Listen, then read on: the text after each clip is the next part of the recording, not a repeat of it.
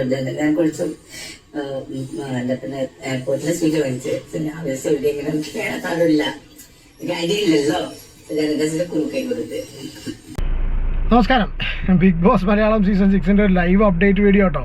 നിങ്ങൾ ഫസ്റ്റ് ഒരു ക്ലിപ്പ് കണ്ടിട്ടുണ്ടായിരിക്കും. ജാസ്മിനും ഗബ്രിയും തമ്മിലുള്ള ചെറിയൊരു സംഭാഷണം ഉണ്ടായില്ല. ഗബ്രിയിൽ സംസാരിക്കുന്ന സമയത്ത് ഗബ്രീനെ ഭയങ്കരമായിട്ട് അഡ്മയർ ചെയ്യുന്ന അഡ്മയർ ചെയ്യല്ല, ഭയങ്കരമായിട്ട് എന്തോ ഒരു കൊതിയാണ്, എന്താ പിന്നെ വാക്ക് പറയുന്നറിയില്ല. അത്രയും ഒരു ആഗ്രഹത്തോടു കൂടി നോക്കുന്ന അതൊന്നും എനിക്ക് കിട്ടില്ലല്ലോ എന്ന് ആലോചിച്ചിട്ടാണോ അറിയില്ല, കൺട്രോൾ പോകുന്നതാണെന്ന് അറിയില്ല. എന്തായാലും ആ ഒരു രീതിയിൽ റിയാക്ട് ചെയ്യുന്ന മുഖഭാവം വരുത്തുന്ന ഒരു ജാസ്മിനെ കണ്ടു. ഓക്കെ, അപ്പോൾ അത് ആ വീഡിയോ കണ്ട സമയത്ത് രാവിലെ നമ്മൾ എണീറ്റ് സെറ്റായപ്പോഴേക്ക് ഈ ചങ്ങാതിൻ്റെ ഉള്ളിൽ വന്നു. അൺഫോർച്ചുനേറ്റ്ലി എനിക്ക് അതിൻ്റെ ലൈവ് അപ്പം കാണാൻ പറ്റില്ല. പിന്നീട് കുറേ പേര് നമ്മുടെ ഫോളോവേഴ്സൊക്കെ ഒരു പക്ഷേ ചിലപ്പോൾ അവരൊക്കെ എന്ന് വെച്ചാൽ നമ്മൾ കണ്ടിട്ടില്ല എന്ന് വിചാരിക്കൊണ്ടാണ്, രാവിലെ ആയതുകൊണ്ടേ ഇവർ നമുക്ക് റെക്കോർഡിങ്സൊക്കെ അയച്ചു തന്നു. ഓക്കെ, അപ്പോൾ അതിനെക്കുറിച്ചാണ് നമ്മൾ ഇന്നത്തെ വീഡിയോ ഉള്ളത്. ഒരു കാര്യം പറയാനുള്ളതെന്ന് വെച്ചാൽ ജാസ്മിന് ഒരു മാറ്റവും വന്നിട്ടില്ല. ഗബ്രിക്കും ഒരു നല്ലൊരു ശതമാനം മാറ്റം വന്നിട്ടില്ല. പക്ഷേ ഗബ്രി കുറച്ചൊരു ഡിസ്റ്റൻസ് കീപ്പ് ചെയ്യുന്നുണ്ട് എന്ന് തോന്നി. പക്ഷെ ഒരു കാര്യം സമ്മതിക്കാതെ വയ്യ, ഈ ഗബ്രി, ഞാൻ ഇതിന് മുന്നത്തെ വീഡിയോയിലും പറഞ്ഞിട്ടുള്ളത്, ഗബ്രി ഒരിക്കലും പുറത്തു പോകേണ്ട ഒരു വ്യക്തി ആയിരുന്നില്ല. He is A strong person എന്ന് തോന്നുന്നുണ്ട്. കാരണം വെച്ചാൽ അയാളെ കാണിക്കലൊക്കെ കാണുന്ന സമയത്ത് ഞാൻ അത്യാവശ്യം മച്ചുവേർഡായിട്ടാണ് അവൻ സംസാരിച്ചിട്ടുള്ളത്. അത്യാവശ്യം നന്നായി സംസാരിക്കാൻ കഴിവുള്ളവനാണ്. ഈ ജാസ്മിൻ്റെ കോംബോ ഇവൻ പിടിച്ചില്ലായിരുന്നെങ്കിൽ ഡെഫിനറ്റ്ലി ഇവൻ ടോപ്പ് 5 വരേണ്ട ആളാണ്. വിന്നറും കാര്യങ്ങളൊന്നുമല്ല, ടോപ്പ് 5 എന്ത് വന്നാലും. ഇപ്പോൾ അവിടെ നിൽക്കുന്ന ശ്രീതു, അർജുൻ, ഇവരെക്കാളും ഋഷി, ഇവരെക്കാളൊക്കെ മുകളിൽ വരേണ്ട ഒരു വ്യക്തിയായിരുന്നു. ഓക്കെ, നമ്മൾ ഒരുപാട് വിമർശിച്ചിട്ടുണ്ട്. അത് ഇവരുടെ രണ്ടുപേരെയും കാണിക്കലുകൊണ്ടാണ് നമ്മൾ വിമർശിച്ചിട്ടുള്ളത്. ഗബ്രീനേക്കാളും കൂടുതൽ പറഞ്ഞിട്ടുള്ളത് ജാസ്മിനാണ്. കാരണം വെച്ചാൽ ഗബ്രിക്ക് ഓൾറെഡി റിലേഷൻഷിപ്പ് ഇല്ല, പക്ഷേ മറ്റാൾക്ക് റിലേഷൻഷിപ്പ് ഉണ്ടായിക്കൊണ്ടുള്ളൂ തുടർന്നു എന്നുള്ള സംഭവത്തിലാണല്ലോ. ഏറ്റവും കൂടുതൽ ആൾക്കാർ പ്രതീക്ഷിച്ചിരുന്നൊരു എപ്പിസോഡ് അല്ലെങ്കിൽ പ്രതീക്ഷിച്ചിരുന്നൊരു ലൈവാണ്. ഏഷ്യാനെറ്റിന് ബിഗ് ബോസിന് ഏറ്റവും കൂടുതൽ TRP കൂടും എന്നറിഞ്ഞിരുന്നൊരു ഒരു മൂമെൻ്റ് ആയിരുന്നു. പക്ഷെ ഇത് എന്തുകൊണ്ടാണ് ഇവർ ഈ പുലർച്ചെ വെച്ചതെന്നുള്ളത് മനസ്സിലായിട്ടില്ല. കാരണം വെച്ചാൽ അധികം ആൾക്കാരൊന്നും കാണാനില്ലാത്ത സിറ്റുവേഷനിലാണ് പുലർച്ചെ വെച്ചിട്ടുള്ളത്. ഒരുപക്ഷെ പല ആൾക്കാരും പറയുന്നത് കേട്ടു, ഒരുപക്ഷെ ചില പ്രത്യേക രീതിയിലുള്ള നിമിഷങ്ങളൊക്കെ കാണുന്ന സമയത്ത്, കുളിച്ചൊരുങ്ങി പുറപ്പെട്ട് പകലൊക്കെ ഉണ്ടാകുന്ന സമയത്ത് ആണ് ഗബ്രിയും ജാസ്മിനും കാണുന്നതെങ്കിൽ ആകെ ബ്ലോക്ക് ഉണ്ടാക്കുന്ന രീതിയിലുള്ള പല സീൻസും ഉണ്ടാവാനുള്ള ചാൻസ് ഉണ്ട് എന്നുള്ള ഒറ്റ കാര്യം കൊണ്ടായിരിക്കാം ഒരുപക്ഷെ ജാസ്മിൻ കിടന്നുറങ്ങുന്ന സമയത്ത് ഗബ്രി വന്നിച്ച് പിന്നെ കയറുന്നതും. പിന്നെ ഒരു വിഷുക്കണി, ഞാൻ ആരുടെ വീഡിയോ കണ്ടെന്ന് ഓർമ്മട്ടില്ല, ആരുടെ വീഡിയോ കണ്ട്, ഈ ജിനൂസിൻ്റെ വന്നിട്ടാ. അതായത് വിഷുക്കണി, വിഷുവിന് കണ്ണനെ കാണാൻ വേണ്ടിയിട്ട് എണീപ്പിക്കുന്ന പോലെയാണ് ജാസ്മിനെ എണീപ്പിച്ചെന്നുള്ള സംഗതി കേട്ടു.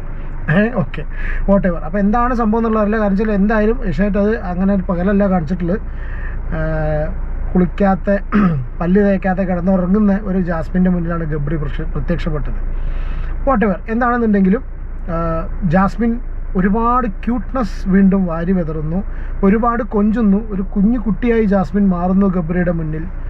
എടുത്തെടുത്ത് പറഞ്ഞൊരു സംഭവമുണ്ട്, ഗബ്രി നീ പോയതിന് ശേഷം ഞാൻ ഒറ്റയ്ക്കായി, എനിക്കിവിടെ സഹിക്കാൻ കഴിഞ്ഞില്ല എന്നൊക്കെ ജാസ്മിൻ പറയുന്നത് കേട്ടു. ഇതിവരൊക്കെ ഗെയിം ഒറ്റയ്ക്ക് കളിക്കാനല്ലേ വന്നിരിക്കുന്നത്? ഇത് ഈ ചങ്ങായി ഇതിൻ്റെ ഉള്ളിൽ ഉണ്ടാവുമെന്ന് വിചാരിച്ചിട്ടാണ് അതിൻ്റെ ഉള്ളിലേക്ക് വന്നിരിക്കുന്നത്. പിന്നെന്താ ഒറ്റയ്ക്ക് ഗെയിം കളിക്കാൻ പറ്റുന്നുള്ള കുറച്ച് ദിവസം കൊണ്ട് മനസ്സിലാക്കി. പക്ഷേ ഈ ഡയലോഗുകൾ കേൾക്കുന്ന സമയത്ത് ഇവരൊക്കെ എന്തിനു വേണ്ടിയാണ് ഇവിടുന്ന് പോയതെന്ന് പോലും ചിന്തിക്കുന്നത്. ഓക്കെ, മറ്റേ ബിഗ് ബോസിന് ഇപ്പോൾ പല ആൾക്കാർ ഇറങ്ങിയവരൊക്കെ പറയുന്നത് ചൊറ്റ ഡയലോഗാണ്. അതിൻ്റെ ഉള്ളിൽ വേറെ എന്തോ സംഭവമാണ്. പുറത്തിരുന്ന് വായ്ത്താളം അഖിലിൻ്റെ ഡയലോഗാണ്. പുറത്തിരുന്ന് ഡയലോഗ് അടിക്കാൻ ഭയങ്കര സുഖമാണ്. അതിൻ്റെ ഉള്ളിൽ കയറുന്ന സമയത്തേ മനസ്സിലാവുള്ളൂ. ഇതെല്ലാത്തിലും സ്ഥിരം പറയുന്നതാണ്. എല്ലാവർക്കും ഒന്നും ഉള്ളിൽ കയറാൻ പറ്റില്ല. ആഗ്രഹമുള്ളവർക്കും പറ്റില്ല, ചിലർക്ക് പറ്റുന്നവർക്ക് ആഗ്രഹം ഉണ്ടായിക്കൊള്ളുന്നില്ല. ഓക്കെ, അപ്പോൾ ഗബ്രി വന്ന സമയത്ത് എനിക്കൊരു കാര്യം ഫീൽ ചെയ്തു. ജാസ്മിൻ കുറച്ചും കൂടി അങ്ങോട്ട് ഗബ്രിയിലേക്ക് ഒട്ടാനും തൊടാനും ശ്രമിക്കുന്നുണ്ട്. ഗബ്രി ചെറുതായിട്ട് ഒഴിഞ്ഞു മാറുന്നുണ്ടോ എന്നൊരു സംശയം. അല്ലെങ്കിൽ ഈ ക്യാമറ, ഇവർ കാര്യമായിട്ട് എന്തെങ്കിലും കാര്യങ്ങൾ സംസാരിക്കുന്ന സമയത്ത് ലൈവിൽ ഈ ക്യാമറ തിരിച്ചു കൊണ്ടുപോകുന്നൊരു സിറ്റുവേഷൻ ഉണ്ടായി. അതായത് ക്യാമറ കംപ്ലീറ്റ് അവർ ഫോക്കസ് ചെയ്യുന്നില്ല. ഇവർ കാര്യമായിട്ട് സംസാരിക്കാൻ നോക്കുമ്പോഴേക്ക് ക്യാമറ തിരിച്ച് ഫോക്കസ് പോകും. പിന്നെ ഗബ്രി വന്ന സമയത്ത് ചോദിക്കുന്നുണ്ട്, പിന്നെ എല്ലാം നല്ല, നിൻ്റെ ഇതൊക്കെ കൊണ്ടുപോയി, ഉപ്പയും ബാപ്പയൊക്കെ കൊണ്ടുപോയി എന്ന് പറഞ്ഞ സമയത്ത് പറയുന്നത് എല്ലാം നല്ലതിന് എന്ന് ഗബ്രി ഉപദേശിച്ച് കൊടുക്കുന്നു. അതിൽ ജാസ്മിൻ ചോദിക്കുന്നു, നീ അവരെ വിളിച്ചിരുന്നോ?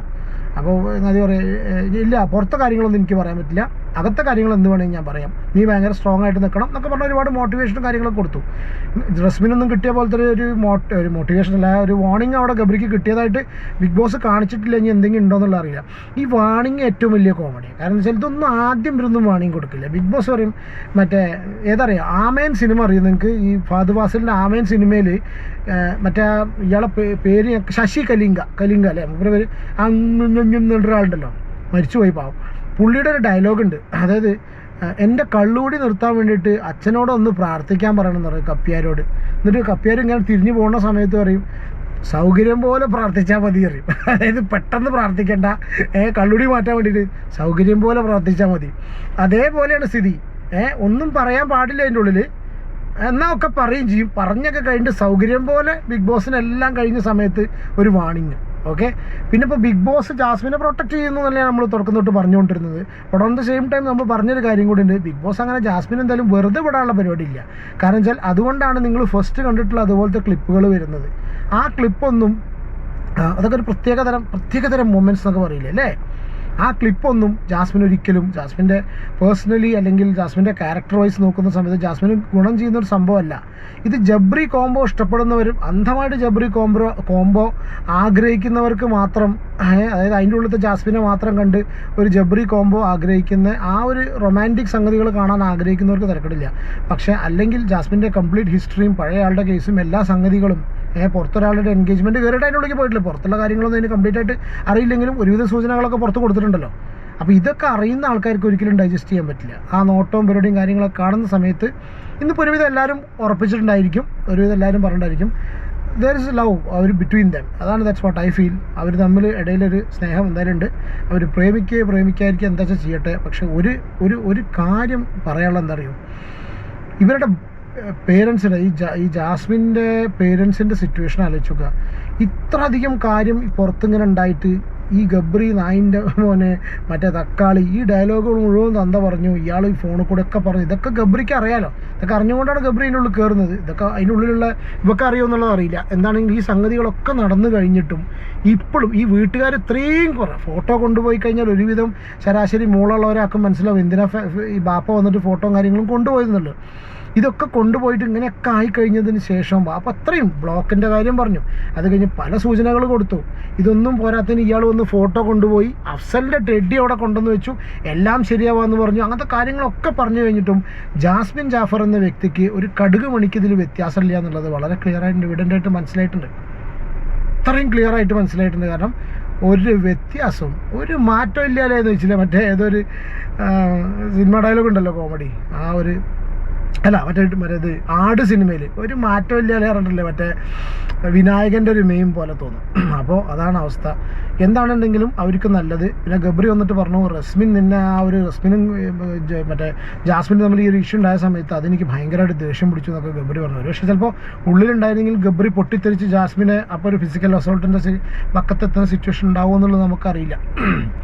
എന്താണെന്നുണ്ടെങ്കിലും ഇതൊക്കെയാണെന്നുള്ളത് ഏഷ്യാനെറ്റ് മാക്സിമം കാര്യങ്ങൾ അറിയിക്കാനും ഓൺ ദ സെയിം ടൈം അവർക്ക് TRP കൂട്ടാനും ഇതാക്കാനുള്ള സംഭവങ്ങൾ വീണ്ടും ചെയ്യാനുള്ള സംഗതികളൊക്കെ ചെയ്യുന്നുണ്ട്. ഓക്കെ, അപ്പോൾ ഇതൊക്കെയാണ്. ഒരു കാര്യം കൂടി പറയാനുള്ളത് എന്താ വെച്ചാൽ ഈ ഗബ്രിയും ഇതുപോലെ ആൾക്കാർ തിരിച്ചു കയറുന്ന സമയത്ത് നമ്മൾ മനസ്സിലാക്കിയത് എന്താ അറിയോ, ഞാൻ അപ്പോഴും ചിന്തിക്കുന്ന കാര്യമാണ് ഈ അർജുൻ ശ്രീതു കോംബോ എന്ത് കാണിച്ചിട്ടാണ് അവർ ടോപ്പ് 5ൻ്റെ ആ ഒരു സിറ്റുവേഷനിലേക്ക് ശ്രീതു എവിക്റ്റായി എന്നൊരു ന്യൂസ് കേട്ടിട്ടുണ്ട്. ഇത്രയധികം ദിവസം അവർ നിൽക്കുന്ന സിറ്റുവേഷൻ എന്ന് പറയുകയാണെങ്കിൽ അത് ഭയങ്കര പത്തറ്റിക്കാണ്. ഈവൻ നോറേനെ വരെ നമ്മൾ ഒരുപാട് കുറ്റപ്പെടുത്തിയിട്ടുണ്ട്. പക്ഷേ നോറയാണെങ്കിലും ജിൻഡോ ആണെങ്കിലും ഇവരൊക്കെ അത്യാവശ്യം നല്ല പൊട്ടൻഷ്യലുള്ള പ്ലേയേഴ്സാണ്. ബിഗ് ബോസിന് കോണ്ടന്റ് കൊടുക്കുന്നവരാണ്, ഒറ്റയ്ക്ക് ഫൈറ്റ് ചെയ്ത് ഇവിടെ അവരെത്തിയവരാണ്. അപ്പോൾ അവരൊക്കെ ഒഴിവാക്കിയിട്ട് ഈ രണ്ടെണ്ണം കൂടെ ഒക്കെ നിൽക്കുന്ന സമയത്തേ. അപ്പോൾ അത്ര തന്നെയുള്ളൂ. നിങ്ങളുടെ അഭിപ്രായം കമൻറ്റ് ചെയ്യാം കേട്ടോ.